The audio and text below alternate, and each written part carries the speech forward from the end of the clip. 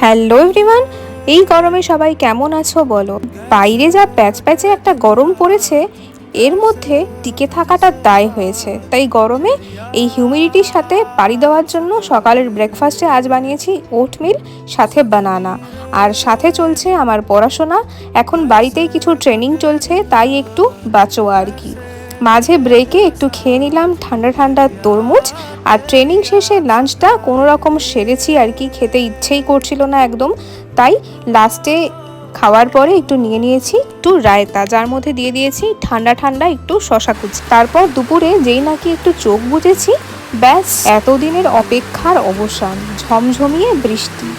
উফ বাবা, শান্তি শান্তি। আমার গাছগুলো একটু যেন হাঁফ ছেড়ে বেঁচেছে, সাথে আমরা মানুষরা তো রয়েইছি।